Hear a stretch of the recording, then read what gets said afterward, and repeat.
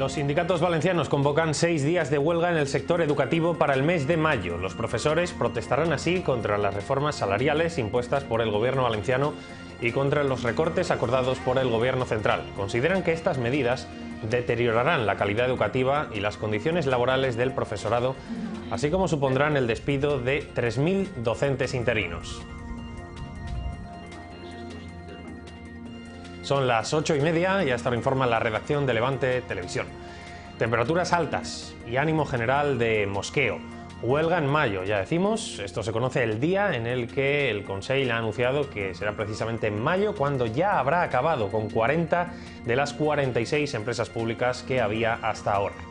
Y del debate de los por supuesto a los recortes sin remedio, a los presupuestos, que se ha celebrado esta tarde en el Congreso de los Diputados. El Gobierno y la oposición se han echado de nuevo los trastos a la cabeza a cuenta del déficit y hemos conocido, por ejemplo, que la ministra de Sanidad ha asegurado que con la reforma impulsada por el Gobierno para combatir el turismo sanitario, los inmigrantes irregulares se quedarán sin tarjeta sanitaria.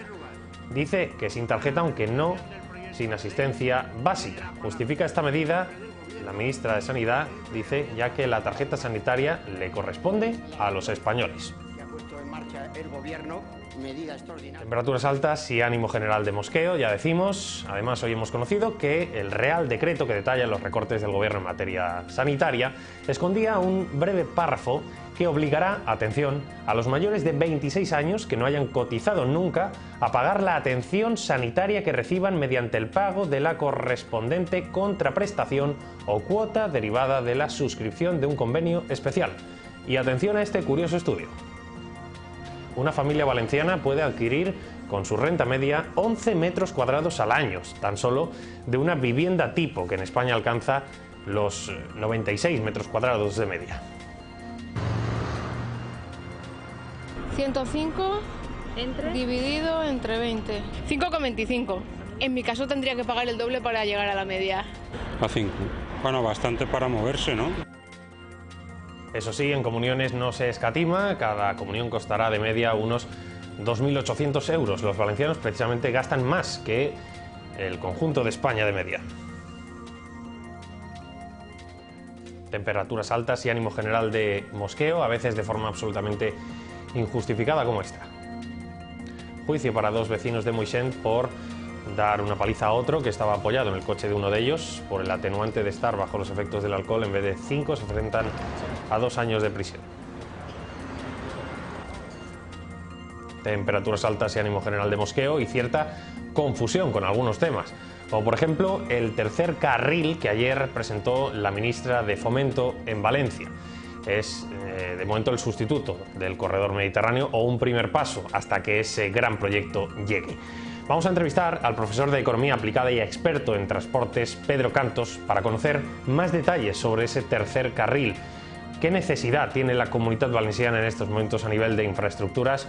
Lo analizaremos en detalle con él. Y en deportes hemos tenido visita de lujo. Canales ha estado en el Super Murciélago y bueno, pues ahí hemos conocido a la persona que se esconde detrás del futbolista. Lo ha pasado mal tras unos meses de lesión, pero viene con fuerzas. Ha lanzado toda una declaración de intenciones a tan solo 48 horas para el partidazo ante el Atlético de Madrid. No, es así, mira, la forma es así. Yo creo que el jueves hay que sacar todo lo que tenemos, todas las armas, dejarnos la vida en el campo y yo creo que podemos hacer algo bonito y llegar a una final que siempre es algo agradable.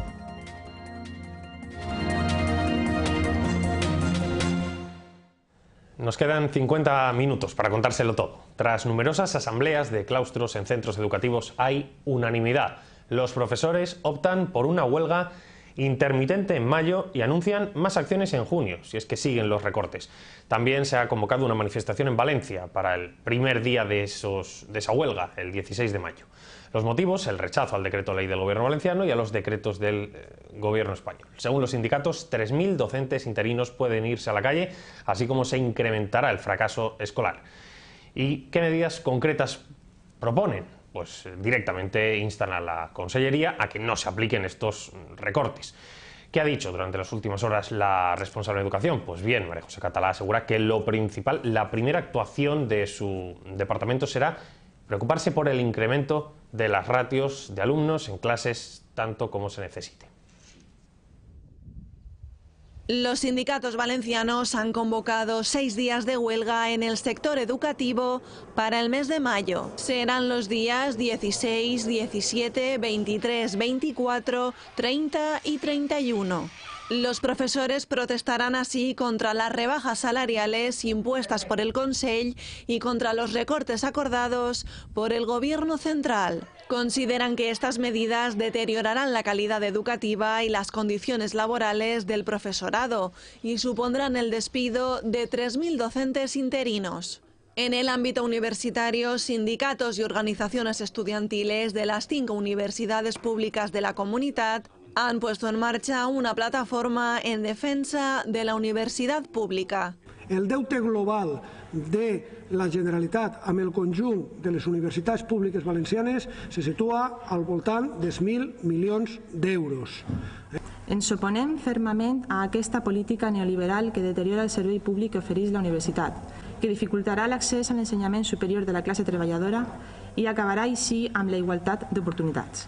Desde la plataforma han criticado también el incremento de las tasas universitarias. Así, carreras como Derecho y Filosofía, que antes costaban unos 726 euros, ahora pasan a valer 1.397 euros. Les mesures que s'estan presentant no estan pensades per a eixir de la crisi, per a dissenyar una universitat pública elitista en la que se restringisca l'accés i per a donar més paper a la universitat privada. Los sindicatos del sector educativo han convocado además una manifestación para el primer día de huelga. Será el 16 de mayo en Valencia. Y más de 30 instituciones educativas y sociales han presentado un documento a la Consellería de Educación en el que piden que se promocione la lengua valenciana en los colegios para conseguir así un trilingüismo productivo. Escola Valenciana ha aglutinado distintas entidades en ese manifiesto, como por ejemplo las 5 universidades públicas valencianas o el Institut de Filologia Valenciana. Todos ellos han firmado este escrito en el que enumeran los puntos básicos necesarios para alcanzar un consenso con la Consellería acerca del decreto de plurilingüismo. Estos 9 punts són una proposta de millora per a incloure en el document d'esborrany, tornem a dir-li esborrany del decret de plurilingüisme que la Conselleria està ahir debatint. Volem fets, perquè moltes coses és sí, tirem endavant i estem d'acord, raonem, dialoguem, ens falten unes coses importants. Tenim uns centres que continuen sense autoritzar-se periòdicament, sistemàticament. Tenim nosaltres la nostra llista d'Escola Valenciana, tenim 10 centres, dels quals tots els anys no s'autoritza el canvi de programa. Debate en el Congreso, cara a cara Montoro-Rubalcaba y Gobierno y oposición, una vez más, vuelven a tirarse los trastos a la cabeza sobre la culpa del déficit. ¿Quién tiene la culpa del déficit actual de España? El ministro de Hacienda, Cristóbal Montoro, ha anunciado durante el debate de las enmiendas a la totalidad de los presupuestos generales del Estado que el déficit público se situó en marzo en el 0,83% del PIB. Un dato, dice, que se enmarca dentro del objetivo comprometido para 2012. El déficit estará en el 0,83% del Producto Interior Bruto, es decir, que está en línea de consecución con los objetivos que está marcando el Gobierno en los presupuestos generales del Estado. Precisamente el déficit ha sido motivo de debate entre Montoro y el secretario general del Partido Socialista. Rubalcaba ha acusado al Gobierno de sembrar dudas y ha asegurado que conocían los datos del déficit que tenía el anterior Gobierno. Para encontrar excusas a sus políticas y a sus recortes, para encontrar excusas a las decisiones que están tomando, ustedes han sembrado dudas sobre las cuentas de la economía de nuestro país. Usted y el presidente del Gobierno supieron directamente los datos reales y actualizados del déficit que tenía el Gobierno anterior. Que yo mismo tenía conocimiento por el Gobierno anterior de la desviación del déficit, señoría, se está confundiendo usted de persona. Quien lo sabía era usted, señor Rubalcaba.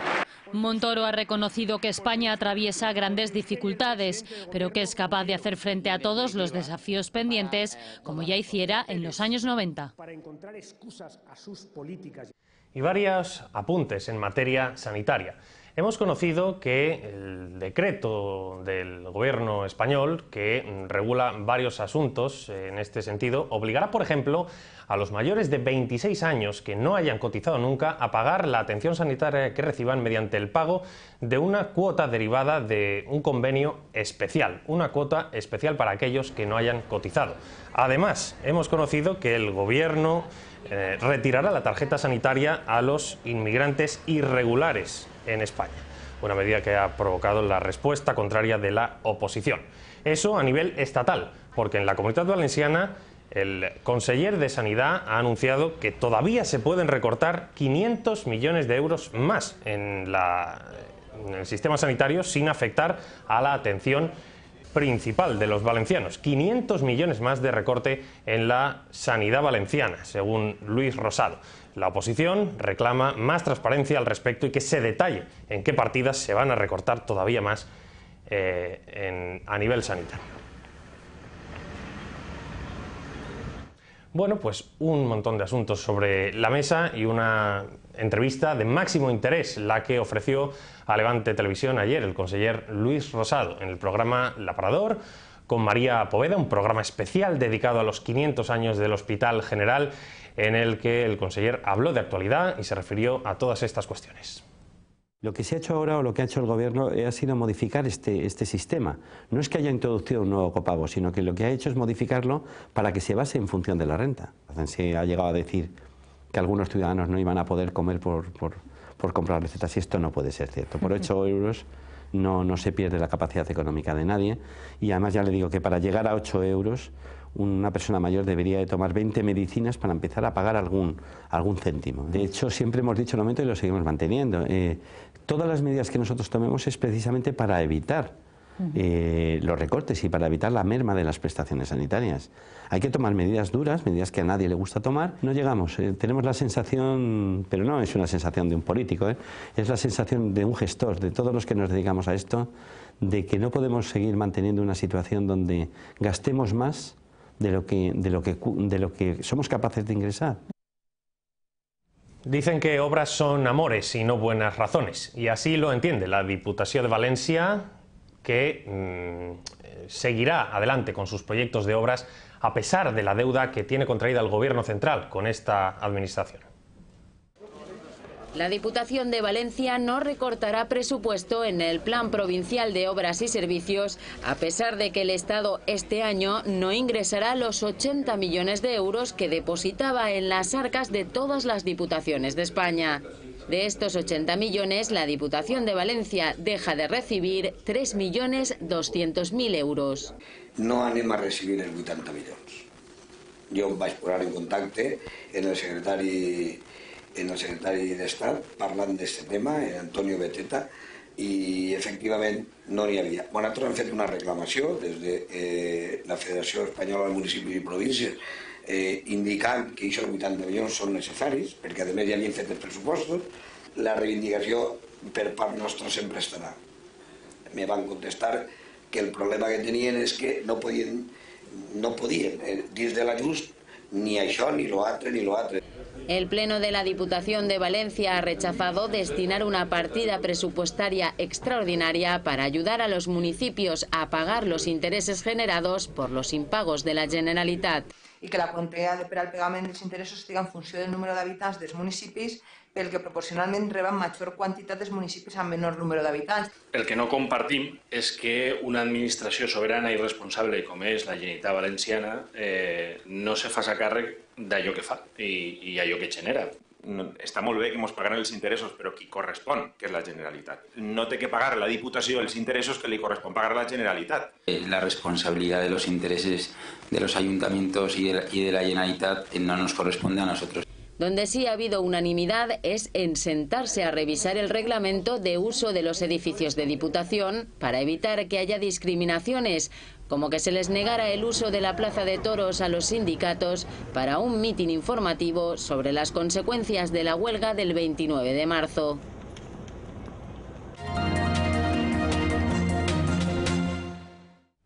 Si el caso de Marsa ya se puede considerar como un escándalo, el PSPB considera que todavía su alcance puede ser mucho mayor. Puede implicar de manera mucho más directa a la Generalitat Valenciana. Todo ello en la tarde en la que ha finalizado la comisión de investigación en les Corts Valencianes para aclarar este asunto. Hipoteca, sí, condenado. ¿Cuántos años de condena? Bueno, eso muchísimos. Como él, muchos valencianos viven su particular periplo para pagar su vivienda mes a mes y año a año. Aproximadamente una estancia como este recibidor son los metros cuadrados que una familia media valenciana podría pagar en un año, eso sí, con todos los miembros de la familia aportando dinero. Son 11,16 metros cuadrados al año, 1 metro y 16 centímetros más que la media española. Una cifra calculada con ingresos de todos los componentes de una familia, algo utópico para muchos. 10 metros al año, un piso de 90, ¿qué tardaría? 9 años en pagarlo? Es mentira, tardamos 40 o más. Pero hagamos el cálculo en la calle. ¿Cuántos metros cuadrados paga usted al año de su casa? Para ello, calculadora en mano, dividiremos los metros cuadrados de su casa. Son 105. Por los años de hipoteca firmados. De 20. El resultado, los metros cuadrados que paga cada año. ¿Y usted? ¿Cuántos paga? Entre 5,25. En mi caso tendría que pagar el doble para llegar a la media. 90 dividido por... ¿Dónde está el dividido aquí? Aquí. 18, ¿no? Sí. ¿Igual? A 5. Bueno, bastante para moverse, ¿no? 2 metros, 2 metritos al año. Bueno, no está mal. Poco a poco. Cuando llevas unos añitos, pues ya tienes el baño. Y es que los españoles hemos pasado en 5 años de comprar en zonas residenciales a buscar de nuevo en capitales de provincia. Parece la opción más elegida de cara a un futuro de crisis. Dentro de la ciudad hay zonas baratas, por ahí por Benimaclet, seguro que vinaría por ahí. Para muchos queda lejos de su alcance hasta tener un solo metro al año. No. A mí con mi sueldo, con el de mi chica, el de mi suegro, no llegaríamos a pagar una hipoteca jamás. Algunos tienen la suerte de no tener que echar cuentas. No debo nada ni tengo hipoteca. A la mayoría no les queda más remedio que tener grabada a fuego en la cartera una fecha. Ahora mismo lo que me queda, me queda uno solo ya. Me quedan, acabo en el 2016. Bueno, pues curioso ejercicio. Después de conocer este ejercicio, como decíamos, vamos a conocer los últimos detalles sobre el caso Emarsa, sobre esa comisión de investigación que hoy se ha cerrado en les Corts Valencianes y sobre el mayor alcance que puede tener todavía este escándalo salpicando directamente a la Generalitat. El PSPV-PSOE cree que el caso Emarsa puede ser tan solo la punta del iceberg y que las 460 depuradoras de la comunitat podrien estar salpicades por trames de corrupció similars. Estem assustats perquè pensem que podria ser que el model d'estafa, de saqueig, de robo dels impostos dels veïns a través del cànon de sanejament que paguem en l'aigua s'estiga podent produir a tota la comunitat valenciana i en aquesta situació hem decidit posar en conocimiento de la Fiscalía. Hablan de hasta 4.000 millones de euros de gestión y señalan incluso a personalidades como el presidente de les Corts, Juan Cotino. Han gestionat més de 4.000 milions d'euros en esta comunitat. No m'atreviria a dir res més perquè són coses que, bueno, se tenen que dilucidar en un jutjat. Denuncia realizada el mismo día en que quedaba zanjada la investigación parlamentaria. Terminadas las comparecencias en la comisión que investiga el caso Emarsa aquí en les Corts Valencianes, la sensación más transmitida es que ha servido de poco. 7 nombres propios han tratado de dar luz a una trama que lleva ya 31 imputados. Una comisión que si algo ha esclarecido es que los que tenían que controlar el funcionamiento no detectaron irregularidades. Nosotros en ningún momento lo detectamos en control. Es más, incluso luego como gerente jamás he visto personalmente ni a Esteban Cuesta, ni a Enrique Arnal, ni a nadie. Y que la entidad no realizaba las auditorías que debía realizar. La pregunta concreta ha sigut, vostè informa al senyor Crespo del tema dels tècnics? No només s'informar, sinó que se va fer per escrit en algun cas per mi a Emarsa i se li va fer també a l'EPSAR en algun moment donat.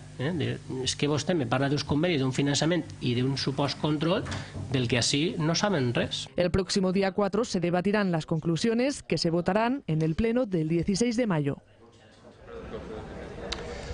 A poco tiempo de conocerse en qué consistirá, en qué se concretará el ERE de Radio Televisión Valenciana, El Grupo Compromís ha echado la vista atrás. Se ha fijado en las cuentas, en el balance de cuentas de 2010. Considera que hay una serie de irregularidades, de desajustes de hasta 50 millones de euros en las cuentas correspondientes a 2010 en Radio Televisión Valenciana. De este modo se ha presentado en la Fiscalía el representante de la coalición Compromís en el Consejo de Administración de Radio Televisión Valenciana, Rafa Chambó, junto al portavoz de Compromís en les Corts, Enric Morera. Por su parte, ante esta situación, desde el ente Radio Televisión Valenciana aseguran que Compromís han hecho una lectura errónea e incomprensible de ese informe de 2010. Estem parlant al voltant de més de 50 milions d'euros de desajust en els comptes, perquè després n'hi ha una altra qüestió, que és la manera com se presenten els comptes al registre mercantil, que és diferent a com se fa en l'informe de compliment i és diferent a com se presenta en la memòria. Però ahir, més que forat de diners, el que n'hi ha és un intent d'enganyar a la societat. Y también en materia judicial, juicio para dos vecinos de Moixent por propinar una paliza a otro que estaba apoyado en el coche de uno de ellos. Por el atenuante de estar bajo los efectos del alcohol, en vez de 5 se enfrentan a 2 años de prisión. Los dos acusados han reconocido que pegaron a la víctima porque se apoyó en el coche de uno de los agresores. Le empujaron, le tiraron al suelo y le propinaron patadas y puñetazos. Han declarado que lo hicieron bajo los efectos del alcohol y por esta atenuante la fiscal ha pedido 2 años de prisión y el deber de pagar una indemnización de 36.000 euros. Creo que en este caso pues es una solución salomónica. Se resarce a la parte perjudicada y sin embargo pues 2 personas que se han visto implicadas en un incidente por casualidades de la vida y demás, pues vamos a procurar que nuestros jóvenes pues aprendan de sus errores y no ingresen en prisión, que no necesariamente es bueno. Por su parte, los familiares de la víctima solo quieren olvidar lo sucedido, aunque creen que no se ha hecho justicia. Pues yo creo que del todo no, pero no tenemos otras posibilidades más que acogernos a lo que se nos ha dicho, pero yo creo que justicia nos ha hecho. Queremos olvidarlo y sobre todo que a mi hijo, tanto a mi hijo el que ha sido agredido, como a mi otro hijo, como a mi nuera que es como mi hija, que se olviden de que existen y ya está. El juicio ha quedado visto para sentencia. Los acusados se enfrentan a una pena de 2 años de cárcel, aunque en ningún caso entrarán en prisión. Además, está pasando todo esto. Antonio Fernández entraba en el furgón policial camino del centro penitenciario de Morón poco antes de las 8 de la mañana. El exconsejero de Empleo de la Junta de Andalucía es el tercer imputado que ingresa en prisión sin fianza por la trama de los ERE fraudulentos. Así lo decretaba la juez Mercedes Alaya de Sevilla esta madrugada, al entender que existía riesgo de fuga y de posible obstrucción de las fuentes de prueba. La firma de hipotecas ahonda su caída al 47% en febrero, hasta las 26.415. Encadena así 22 meses consecutivos a la baja en tasas interanuales, según el INE. Esta caída es la mayor registrada desde 2004, primer año de la comparativa. Hace 10 días que los cerca de 28.000 vecinos del volcán Popocatépetl en México están a merced de la madre naturaleza. Esta montaña de casi 5.500 metros de altura, ubicada a 70 kilómetros al sureste de Ciudad de México, no para de emitir vapor, gas y ceniza. La zona se encuentra en alerta amarilla.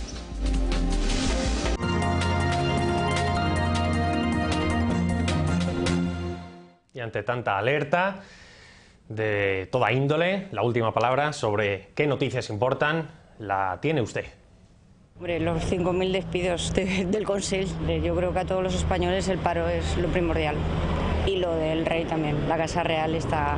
Lo más fuerte es el paro, los 6 millones de parados que hay. Eso es horroroso. Otra cosa es lo de los medicamentos. De verdad no lo entiendo, vamos peor, vamos para atrás. Pues sobre todo los recortes que estamos teniendo, ¿no? Igual nos toca hasta cerrar, porque si no hay gente, no hay trabajo, la gente no puede gastar y no pueden venir a consumir, pues... La crisis, los recortes, el estado del bienestar. Para mí el recorte de sanidad, una, y de los estudiantes también otra. Pues en los medicamentos que ahora tenemos que pagar, que ya que va a estar achucha la vida, que encima nos quiten más. Pues sí, señora, pues sí, caballero, los recortes son a nuestro tiempo lo que Mayo a las comuniones, es decir, un clásico. Con la llegada de la primavera llega también la época de las comuniones. Cada familia valenciana gastará de media unos 2.800 euros, algo más que en el resto de España. Así se desprende de un estudio de la Federación de Usuarios y Consumidores Independientes. El gasto medio en España se sitúa en 2.125 euros. Cerca de la mitad del coste corresponde al banquete, que en este caso se ha calculado en 30 comensales. Otros de los gastos habituales para la familia del comulgante son la vestimenta y el reportaje fotográfico. Mínim 300 i algo, màxim 700. Però si a això li sumes que també li compren sabates, li compren l'adorno que duen en el cap, li compren els calcetinets i tal, sempre se gasten yo creo que una mitjana de 500 euros. Tenemos precios desde 29 euros en fotitos sueltas hasta lo que se quieran gastar. 300 euros, 140... Según las cifras del estudio, los españoles gastarán este año un 8% menos en las comuniones de sus hijos. También entre los valencianos hay quien se mira el bolsillo. La gent pura, la abueleta, la madrina, la mare ja ho sap que va a tener este gasto y está ahorrando igual desde el año anterior. Antes a lo mejor pues elegían más fotografías, un álbum de mejor calidad y ahora miran un poco lo más económico. Y en tiempos de crisis hay a quienes desembolsar miles de euros en esta celebración les parece excesivo. Que gente que no puedas pida un préstamo para hacer un niño una comunión, eso es que exageradamente lo veo mal. Conforme está ahora me parece una barbaridad gastarse ahora ese dinero en una comunión. A mí me parece excesivo para el tiempo que estamos, pero luego cada uno es muy libre de hacer en su casa lo que crea conveniente. También deben tenerse en cuenta las animaciones infantiles y los obsequios para los invitados. Todo suma.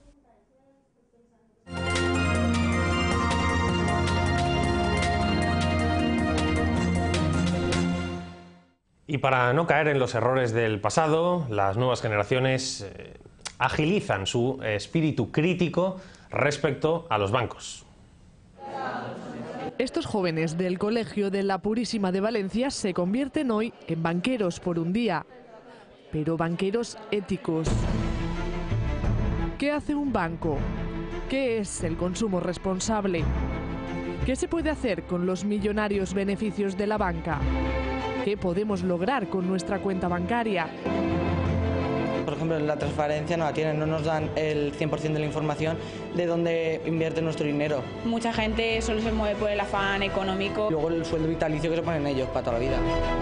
La xarxa de consum responsable de la Comunitat Valenciana, junto con Enclau, organizan estos talleres con alumnos y alumnas de bachillerato para concienciar a los jóvenes de los beneficios de la banca ética para la sociedad. Asociaciones que luchan desde hace más de 10 años por la banca ética y las finanzas alternativas. Hoy han simulado la construcción de un banco ético en el que debían escoger los materiales correctos e integrarlos en una entidad financiera justa. Un mundo justo, igualitario y transparente. Una banca que respete a la sociedad. Invertir en una banca ética con menor rentabilidad, pero con mayor inversión social. Una banca que cuente con la opinión de todas las personas. Lanzar impactos, dar información. A partir de ahí cada uno tiene que hacer su reflexión. Podríamos destinar $104 a cada uno de los 6.700 millones de habitantes del planeta. El objetivo es inculcar esa responsabilidad en los jóvenes que ahora madurarán la idea de dónde depositar sus ahorros. Una nueva forma de ver la sociedad y ver un futuro mejor, sí, la verdad. Cambiar el mundo, porque con $104 podríamos conseguirlo. Y entre todos, aseguran, es posible.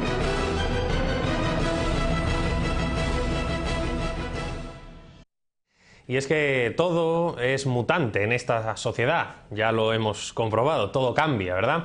A veces incluso para bien, y a veces incluso los ciudadanos pueden dar su opinión, sí. Los vecinos de Nazaret, por ejemplo, reclaman un uso social para el antiguo cuartel. Los vecinos de Nazaret, unidos literalmente para dar vida al barrio.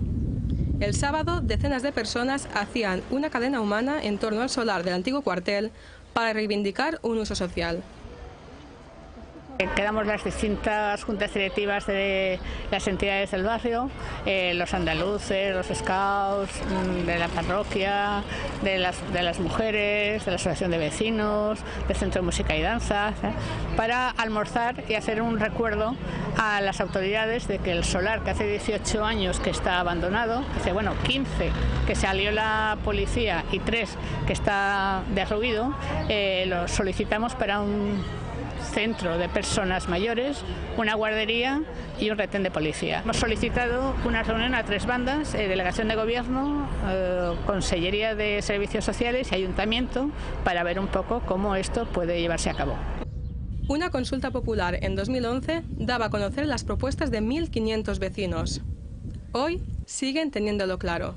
Este barrio necesita un poquito más de control policial, también necesita más guarderías y también necesita una residencia para ancianos. Entonces, pues al respecto lo que sea posible, pero que ese local que se utilice para algo. Una residencia para els vells, una guarderia per xiquets i algo més que de seguretat, algo bo pels veïns. Que se faça algo bo que siga per a bé, endavant, per així que no se quede.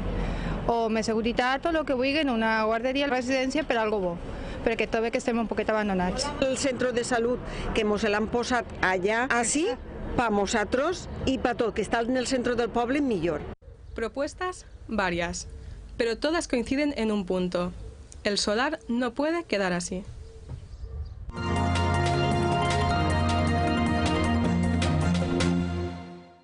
Cuando en política se coloca el carro antes que los bueyes, los ciudadanos necesitan saber por lo menos qué campo se pretende arar, ¿verdad? Un poquito de información. A falta del corredor mediterráneo, el gobierno español prevé comenzar a construir un tercer carril de ancho europeo para el transporte de mercancías. Sin embargo, el dinero para hacerlo, en todo caso, se debería contemplar en los presupuestos de 2013. En resumen, que ahora mismo no hay presupuesto para iniciar el corredor mediterráneo, sobre lo cual el gobierno de Rajoy, por cierto, votó en contra en la última cumbre de la Red Europea de Transportes en Bruselas, a pesar de que, por otro lado, se dice que se le apoya totalmente. Ni tampoco hay dinero ahora mismo para hacer ese tercer carril que se anunció ayer. Eso sí, si hubiera dinero en 2013, se comenzaría ese carril que en principio supondría una primera fase del proyecto global del corredor mediterráneo. Entrando en más detalles sobre el proyecto presentado, el carril que se construiría sería en paralelo a la doble vía para el transporte de pasajeros que ya conecta nuestro territorio con Francia y se destinaría al transporte exclusivo de mercancías. Tendría la última parada en la factoría de la Ford, en Almusafes, después de pasar por los puertos de Castelló, de Sagunto y Valencia. El coste sería de unos 1.230 millones de euros. Hasta 1.230 ascendería la cantidad que costaría, en principio con capital privado, con ayuda privada. Si no se encontrara esa ayuda, sería el gobierno central quien asumiría todo el coste. Como decíamos, se ha colocado el carro antes que los bueyes y queremos saber más sobre este anuncio. ¿Qué terreno hay por arar? Lo analizamos con el profesor de Análisis Económico de la Universidad de Valencia, especialista en redes de transportes, Pedro Cantos. Bienvenido. Gracias por invitarme al programa, a su programa. Gracias por este análisis precipitado, con la premura de tiempo, con los pocos detalles que conocemos. Ayer, eso sí, veíamos muchas felicitaciones entre políticos. ¿Están justificadas? ¿Usted las entendió o no había motivos para sacar las castañuelas? Vamos a ver, vamos a partir de una realidad importante, y la realidad importante es que el sistema de transporte en España tiene un problema serio. En particular, el tráfico, la cuota de tráfico de mercancías para toda España está en torno al 4%, mientras que la media europea viene a estar en torno al 15%. Alemania en particular transporta el 22% de su tráfico de mercancías en el tráfico interior. Y nosotros en el 4%. Y España estamos en el 4%. En particular, en lo que respecta a todo lo que es la fachada mediterránea, eso evidentemente genera una serie de problemas muy serios. El primer problema serio es la congestión que eso provoca en las autovías, en todas las carreteras, fundamentalmente por todo el tráfico de mercancías que se mueve a través del transporte de carretera, a través del camión, con los costes medioambientales que ello conlleva y, evidentemente, hay este déficit, digamos, de esta cuota de tráfico de mercancías por ferrocarril tan pequeño, evidentemente obedece a varias causas, y una de esas causas evidentemente es a un déficit, yo creo, de infraestructuras ferroviarias, en lo que atañe básicamente a mercancías, estoy hablando. Entonces, en esa medida, el corredor mediterráneo fue una buena noticia, en la medida que puede ayudar a impulsar la cuota del tráfico de mercancías por ferrocarril.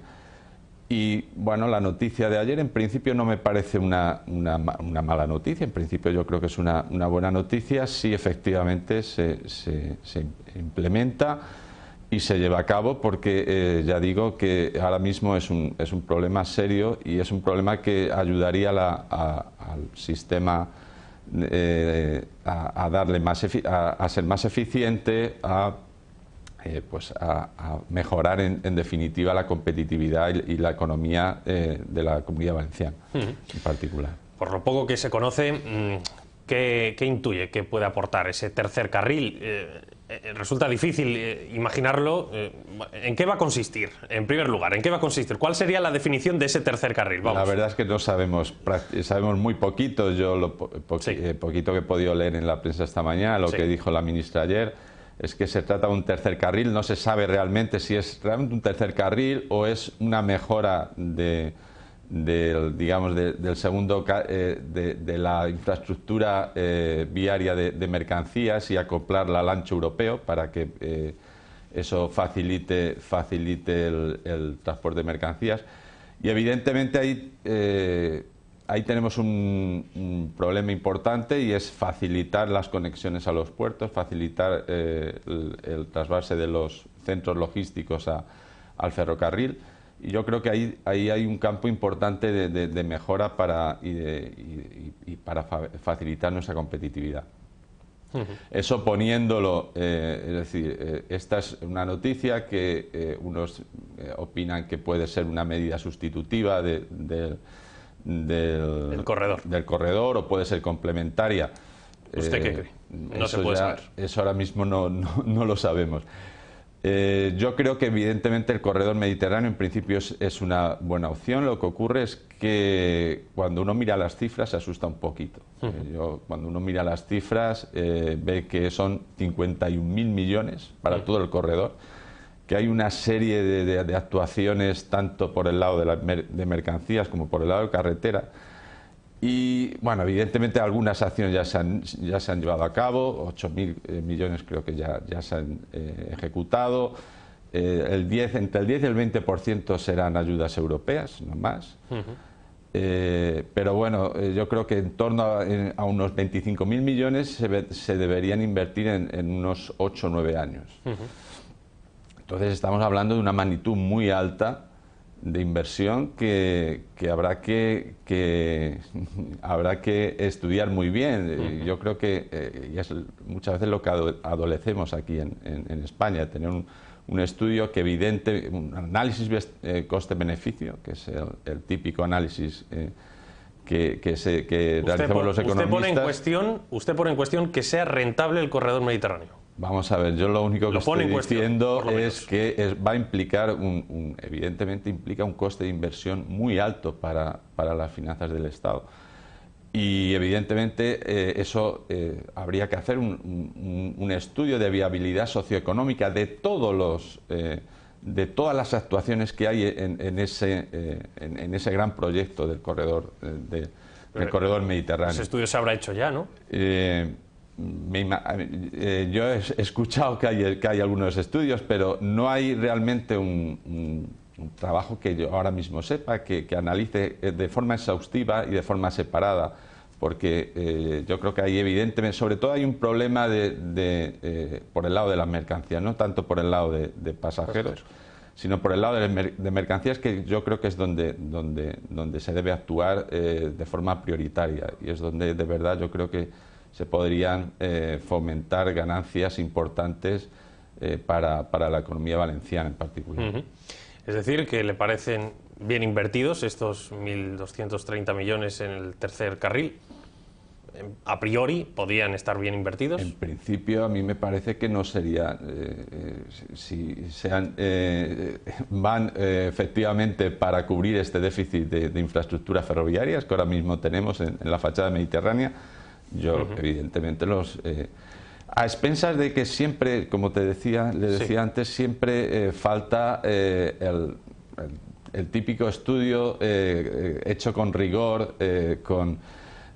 a ser posible por una entidad que sea independiente y donde se evalúen claramente todos los beneficios, tanto directos e indirectos, los costes. Evidentemente ahora mismo los costes de inversión son muy elevados. Si estuviéramos hablando hace 8 o 10 años, pues la situación obviamente sería muy distinta. ¿Cómo es posible que se presente un proyecto ante la sociedad como se hizo ayer, o se anticipe un posible proyecto para el año que viene, sin ese estudio, sin que los expertos analistas como ustedes de la universidad no dispongan Vamos de eso? Vamos a ver, yo no sé, yo no conozco el dato y posiblemente, estoy seguro de que habrá algunos estudios preliminares y evidentemente... pero un poco la idea es, claro, estamos comparando este proyecto, realmente es muy pequeño comparativamente con la envergadura de todo el corredor. ¿Qué sectores se pueden ver más beneficiados con este tercer carril, en caso de que se construya? Evidentemente yo creo que puede ser un impulso para muchas empresas exportadoras, evidentemente, que estén radicadas en la Comunidad Valenciana, porque yo pienso que eso les permite abrir una forma de operar que puede ser más eficiente, más económica. A los puertos, evidentemente, puede ser también una forma de conectarlos vía al ferrocarril. Y por lo tanto yo creo que puede haber en ese sentido puede haber ganancias importantes para muchas empresas, particularmente fundamentalmente las que se dirijan hacia los sectores exportadores, hacia que vendan fuera. Ya por último, ¿qué otras infraestructuras serían necesarias en la Comunitat Valenciana?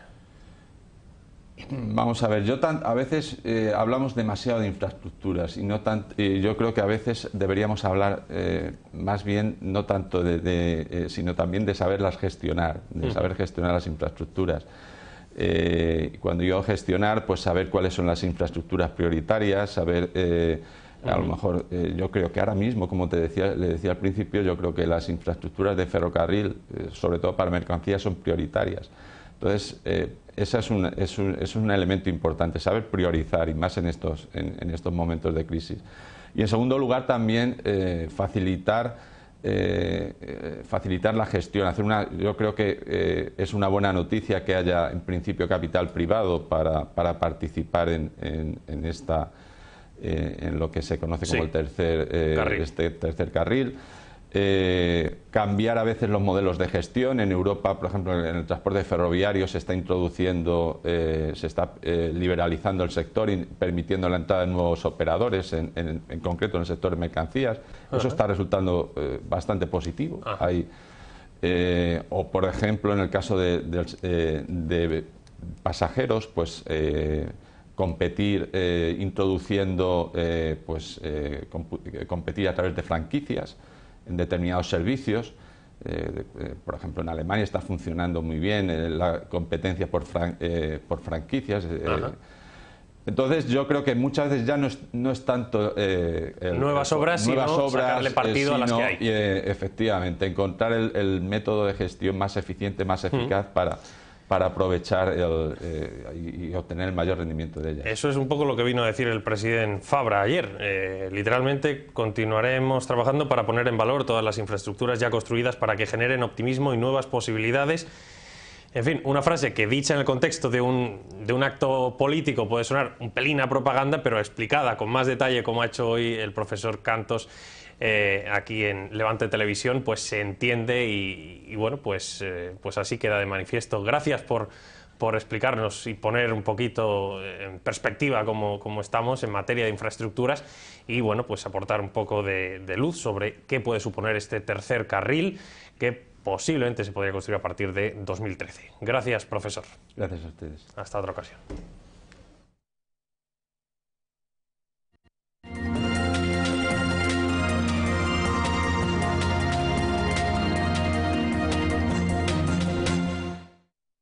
En deportes, desde las 9 menos cuarto, hablando de eficacia en las gestiones en materia económica, pues a eficacia deportiva, pocos ganan al Ros Casares. En juego, el título de Liga para el equipo valenciano. Si las chicas del Ros vencen en la cancha del Salamanca, serán campeonas. Si no, aún dispondrán de un tercer partido en la Fonteta.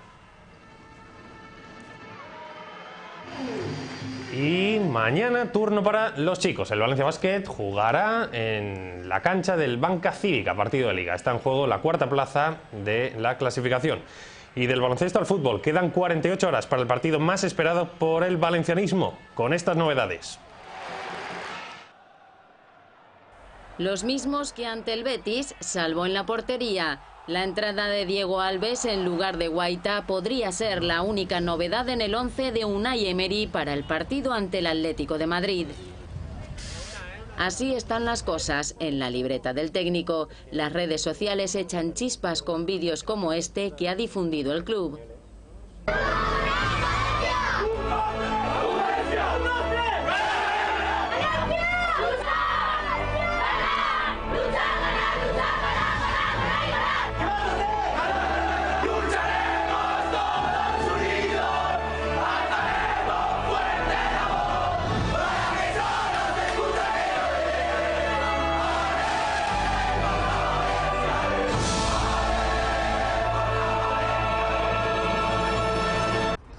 Se han alcanzado las 40.000 localidades adquiridas.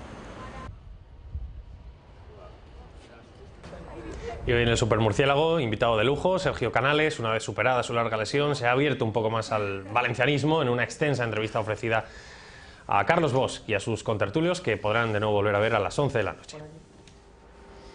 Nosotros igual no tuvimos uno de los peores partidos, ¿no? Se dice, y ellos pues siempre se ha dicho que uno de los mejores, y aún así estamos vivos en la eliminatoria jugando fuera de casa. Yo creo que el jueves hay que sacar todo lo que tenemos, todas las armas, dejarnos la vida en el campo, y yo creo que podemos hacer algo bonito y llegar a una final, que siempre es algo agradable, y creer un poco en el equipo. Nosotros creemos en nosotros y yo creo que es algo fundamental. Nunca había tenido una lesión así, nunca había tenido una recuperación de este modo.